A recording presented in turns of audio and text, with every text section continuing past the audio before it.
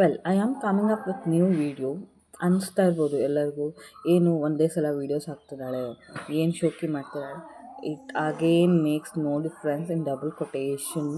But ನಾನು ಯಾಕೆ ಪದೇ ಪದೇ ಹೇಳ್ಕೊತಾ ಇದ್ದೀನಿ ಅಂತಂದರೆ, ಅಟ್ಲೀಸ್ಟ್ ನಾನು ಅಗೇನ್ ರೈಟ್ ರಿಸೀವರಿಗೆ ರೀಚ್ ಆಗುತ್ತೆ ಆ್ಯಂಡ್ ನನಗೆ ಬೇಕಾಗಿರೋ ಥರ ಸಮಾಧಾನ ಸಿಗುತ್ತೆ ಅಂತ ನಾನು ಕೇಳ್ತಾ ಇದ್ದೀನಿ.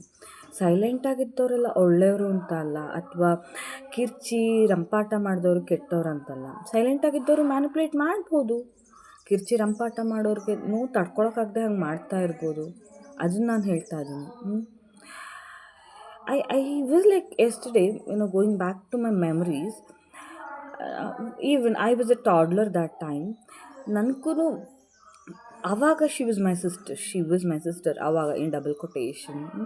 ನಾನು ಅವಳು ಫಸ್ಟ್ ಟೈಮ್ ನಿಂತಿದ್ದು ನೋಡಿದ್ದು ನೆನಪಿದೆ, ಫಸ್ಟ್ ಟೈಮ್ ಅವಳು ನಡೆದಿದ್ದು ನೋಡಿದ್ದಿದೆ. That white frock, what happen, ಆ ಮೆಮೊರೀಸ್ಗೆ ಏನಾಯಿತು. ಅವಳು ಫಸ್ಟ್ ಸ್ಕೂಲಿಗೆ ಹೋಗ್ತಿದ್ದಾಗ ಅವಳಿಗೆ ಇಂಗ್ಲೀಷಲ್ಲಿ ABCD ಬರೆಯೋಕ್ಕೆ ಬರ್ತಾ ಇರಲಿಲ್ಲ. ಅದನ್ನು ಹೇಳ್ಕೊಟ್ಟಿದ್ದು ನೆನಪು ನನಗಿದೆ. ಅದಕ್ಕೇನಾಯಿತು, ಆ ಮೆಮೊರೀಸ್ಗೇನಾಯಿತು.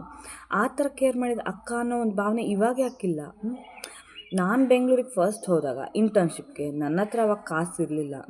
ಅಪ್ಪ ಕೊಡೋ ದುಡ್ಡಲ್ಲಿ ಸ್ವಲ್ಪ ಉಳಿಸ್ಕೊಂಡು ನಾನೇನಾದರೂ ತೊಗೊಂಡ್ರೆ ಅವಳಿಗೂ ಸೇಮ್ ತೊಗೊಂಡಿದ್ದೆ. ಆ ಪ್ರೀತಿ ಎಲ್ಲ ಎಲ್ಲೋಯ್ತು. ಜಸ್ಟ್ ದ್ಯಾಟ್ ನಾನಿವಾಗ ಎಮೋಷ್ನಲ್ ಸ್ಟ್ರೆಸ್ಸಲ್ಲಿದ್ದೀನಿ, ಅಥವಾ ನಾನು ಕೂಗದೆ ನಾನು ರಂಪಾಟ ಮಾಡಿದೆ ಅಂತ ಇಷ್ಟೆಲ್ಲ ಮಾಡೋ ನೆಸಸರಿ ಇದೆಯಾ? ಒಂದು ಮನುಷ್ಯನ ಇಷ್ಟೆಲ್ಲ ಹೆರಾಸ್ ಮಾಡೋ ನೆಸಸರಿ ಇದೆಯಾ? ಯಾಕೆ ನನಗೆ ಅಷ್ಟು ಕಷ್ಟ ಆದರೂ ನನ್ನ ಜೀವನ ಥರ ಅವಳ ಜೀವನ ಆಗಬಾರ್ದು ಅಂಥೇಳಿ ನಾನು ಅವಳ ಮದುವೆಗೆ ಎಷ್ಟು ಕಷ್ಟ ಆದರೂ ಒಪ್ಕೊಂಡೆ. ಅದಕ್ಕೆ ಯಾಕೆ ಬೆಲೆ ಇಲ್ಲ? ಅಥವಾ ನೋಡೋರಿಗೆ ಆಡೋರಿಗೆ ಯಾಕೆ ಅದು ಕಾಣಿಸ್ತಾ ಇಲ್ಲ? You just pointing out.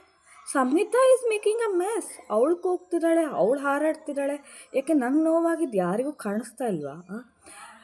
ನಾನು ನೋಡಿದ ತಂಗಿ ಅವಳಲ್ಲ, ಇವಾಗಿರೋಳು ನನ್ನ ತಂಗಿ ಅಲ್ಲ.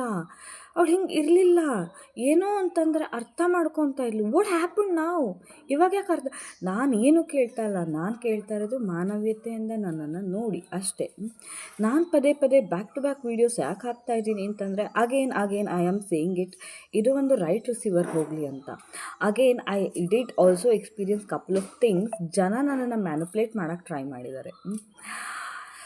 I know it's really so much of tough time for me. ನನಗೆ ನನ್ನ ಅಪ್ಪ ಇದ್ದಿದ್ದರೆ ಇಂಥ ಪರಿಸ್ಥಿತಿ ಬರ್ತಾ ಇರಲಿಲ್ಲ. ಯಾರೂ ನನ್ನನ್ನು ಈ ಥರ ನಡೆಸ್ಕೊತಾ ಇರಲಿಲ್ಲ. I am really feeling bad actually ಈ ಥರ ಆಗಿದ್ದಕ್ಕೆ. ನನ್ನ ಅಪ್ಪ ಇದ್ದಿದ್ದರೆ ಖಂಡಿತ ಡೆಫಿನೆಟ್ಲಿ ನನಗೂ ಬುದ್ಧಿ ಹೇಳ್ತಾಯಿದ್ರು. ಬಟ್ ಅವಳಿಗೂ ತಿಳಿ ಹೇಳ್ತಾಯಿದ್ರು, ನಿನ್ನ ಅಕ್ಕ ಸಫರ್ ಆಗ್ತಿದ್ದಾಳೆ, ಸರಿಯಾಗಿರು ಅಂತ. ಐ ನೋ ಯಾರಿಗೂ ಓನರ್ಶಿಪ್ ತಗೊಳ್ಳೋ ನೆಸಸರಿ ಇಲ್ಲ. ಬಟ್ ಅಗೇನ್ ನಾನು ಇದನ್ನು ಯಾಕೆ ಹೇಳ್ಕೊತಾ ಇದ್ದೀನಿ?